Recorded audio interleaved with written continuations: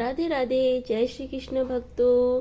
आज के वीडियो में हम बात करने वाले हैं एकादशी के बारे में। सभी एकादशी की तरह सावन मास की शुक्ल पक्ष की पुत्रदा एकादशी भी भगवान विष्णु को समर्पित होती है और इस एकादशी का व्रत पति पत्नी दोनों मिलकर पुत्र प्राप्ति के लिए रखते हैं। पुत्रदा शब्द का अर्थ है पुत्रों को देने वाली, इसलिए ऐसा माना जाता है कि सावन महीने में पुत्रदा एकादशी व्रत रखने से पुत्र प्राप्ति की इच्छा पूरी होती है। संतानों को संतान सुख मिलता है। साल भर में 2 बार पुत्रदा एकादशी है, एक सावन के महीने की शुक्ल पक्ष की और एक पौष महीने के शुक्ल पक्ष में। इस दिन निर्जल निराहार या फिर फलाहार ग्रहण करके उपवास रखा जाता है। जो लोग पुत्र प्राप्ति की इच्छा रखते हो तो उन दोनों दंपति को मिलकर इस व्रत को धारण करना चाहिए। इस दिन अनाज, दालें, चावल, प्याज और मांसाहारी भोजन खाना सभी के लिए सख्त वर्जित माना जाता है। एकादशी व्रत की शुरुआत 10वीं तिथि से हो जाती है और व्रती को 10वीं तिथि को दोपहर तक केवल सात्विक भोजन ही क्या करना चाहिए। 10वीं तिथि को सूर्यास्त के बाद अन्न ग्रहण नहीं करना चाहिए। एकादशी के सूर्योदय से लेकर द्वादशी तिथि के सुबह तक व्रत के नियमों का पालन करना होता है। पूजा करने के बाद सम्मानित ब्राह्मण को भोजन कराने के बाद ही निर्धारित पारण मुहूर्त में व्रत का पालना किया जाता है, यानी उपवास खोला जाता है। 5 दिनों तक चलने वाले लोकप्रिय झूलन उत्सव भी सावन पुत्रदा एकादशी से शुरू होता है।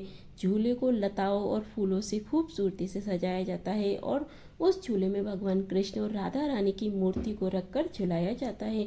उत्सव का समापन श्रावण पूर्णिमा के दिन किया जाता है। सावन एकादशी का महत्व भविष्य पुराण में धर्मराज युधिष्ठिर और भगवान श्री कृष्ण के बीच संवाद के रूप में वर्णित है। यहाँ भगवान श्री कृष्ण ने स्वयं इस पवित्र व्रत को करने के अनुष्ठानों और लाभ के बारे में बताया है। पुत्र प्राप्ति के आशीर्वाद के विष्णु भक्त अपने पापों की मुक्ति और मोक्ष प्राप्ति की इच्छा से भी इस एकादशी का व्रत करते हैं। संतान प्राप्ति की कामना के लिए या फिर संतान से जुड़ी कोई भी समस्या है उसके निवारण के लिए आज के दिन विशेष रूप से भगवान श्री कृष्ण के बाल गोपाल स्वरूप की पूजा करके बाल गोपाल मंत्र का जाप करना चाहिए, जो कि इस प्रकार है। देवकी सुत गोविंद वासुदेव जगतपते देहि मे तनय कृष्णम त्वाहमें शरणम गतः मंत्र का जाप यथासंभव कर सकते हैं और उसके बाद अंत में लड्डू गोपाल जी को माखन मिश्री का भोग लगाना बिल्कुल न भूलें। भोग लगाते समय इस बात का विशेष ध्यान रखें कि भोग में तुलसी पत्र जरूर होने चाहिए और नियमों के अनुसार एकादशी के दिन तुलसी पत्र नहीं तोड़े जाते, इसलिए 10वीं तिथि को स्नान आदि से निवृत्त होने के बाद तुलसी पत्र तोड़कर जरूर रख लें और तुलसी पत्र तोड़ते समय इन मंत्रों का जाप करें। ओम सुभद्राय नमः, ओम सुप्रभाय नमः और माता तुलसी गोविंद हृदय नंद कारणी नारायण स पूजली वाम नमोस्तुते सुभद्रा और सुप्रभा तुलसी माता के ही नाम है। इनके अलावा आप ओम श्री तुलसी नमः मंत्र का भी जाप कर सकते हैं।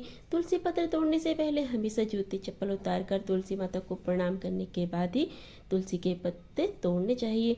श्रवण शुक्ल पक्ष की एकादशी तिथि प्रारंभ होगी 15 अगस्त गुरुवार को सुबह 10:28 से और समाप्त होगी 16 अगस्त शुक्रवार को सुबह 9:39 पर।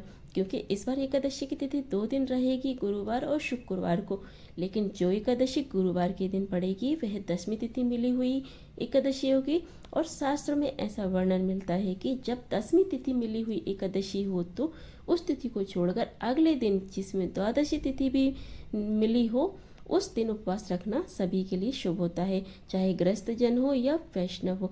इसलिए इस बार 16 अगस्त शुक्रवार के दिन ही पुत्रदा एकादशी का व्रत रखा जाएगा। एक दिन पहले 10वीं तिथि के नियमों का पालन किया जाएगा और अगले दिन यानी कि शनिवार के दिन व्रत का पालना किया जाएगा। अब पहले जानिए शुक्रवार के दिन रहने वाले शुभ मुहूर्तों के बारे में।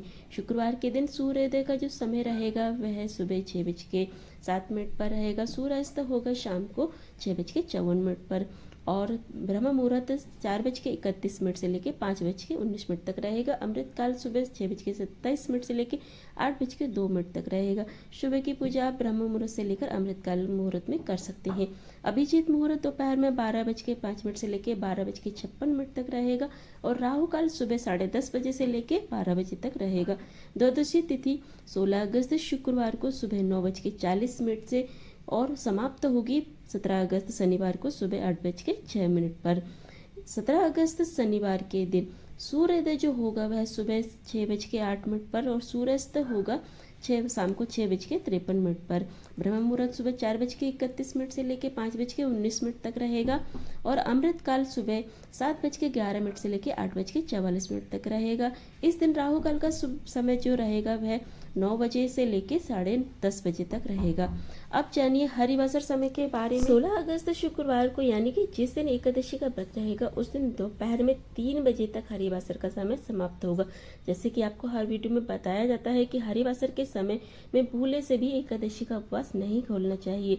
अब जानिए पारण मुहूर्त के बारे में। 17 अगस्त शनिवार को सुबह 6:08 से लेकर 8:06 के बीच में आप व्रत का पारणा कर सकते हैं। व्रत का पारणा हमेशा निर्धारित मुहूर्त में ही करना चाहिए।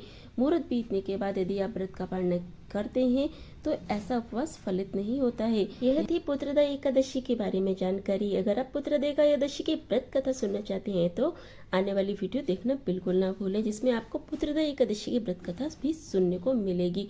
यह थी आज की एकादशी की जानकारी। अगर वीडियो थोड़ी सी भी अच्छी लगी हो तो चैनल को सब्सक्राइब करके वीडियो को लाइक करें। कमेंट में जय श्री कृष्ण राधे राधे लिखना बिल्कुल ना भूलें और बेल आइकन को जरूर प्रेस कर दें। इससे क्या होता है कि आने वाली वीडियो को नोटिफिकेशन आपको सबसे पहले मिल जाता है।